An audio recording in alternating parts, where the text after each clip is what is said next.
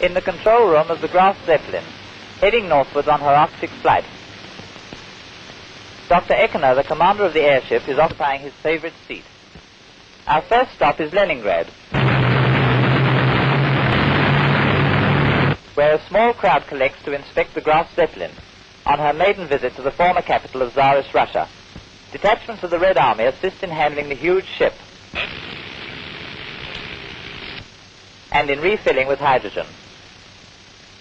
These are the first pictures taken in Russia by a foreign organization with permission of the Soviet authorities. The shadow of the great monster makes a striking picture against the serried background of Russia's forest land.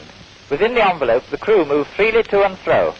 An airlog is dropped to gauge the ground speed of the vessel.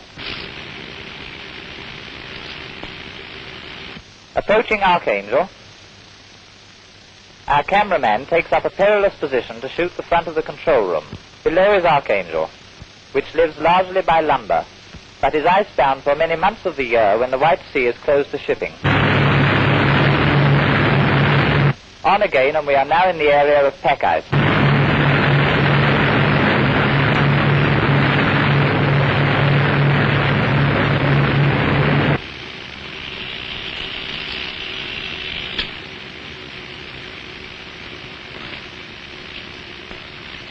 Within the gondola, we begin to feel the cold. An Arctic kit is donned, but there is no privation. The Zeppelin carries food in abundance, and Dr. Eckener, amongst others, makes a hearty meal. The scientists are busy shooting the sun by sextants and checking their calculations. We are headed for Franz Josef Land, where we have a rendezvous with the icebreaker Malagin, which is searching for traces of the lost explorer Amundsen. The airship descends in order to hand over supplies and greet the members of the expedition. Among them is the Italian exile Nobile, who accompanied Amundsen in the first flight over the North Pole and commanded the fatal attempt of the Italian dirigible Itala to do what the Graf Zeppelin is now doing: the ice barrier. And now the Zeppelin is over the scene of her quest. Uncharted, Professor Samoilovich, the chief scientist of the party, is busy mapping new lands and de-mapping old ones. The Zeppelin discovered that some Arctic islands, which we affectionately regarded as British, were only agglomerations of ice.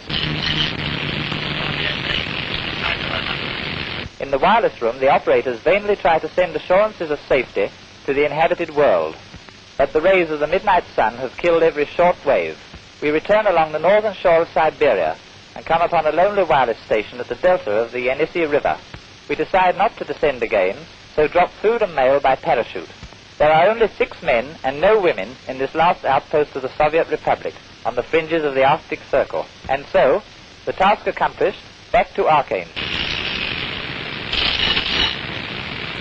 and to Berlin with its cheering crowds.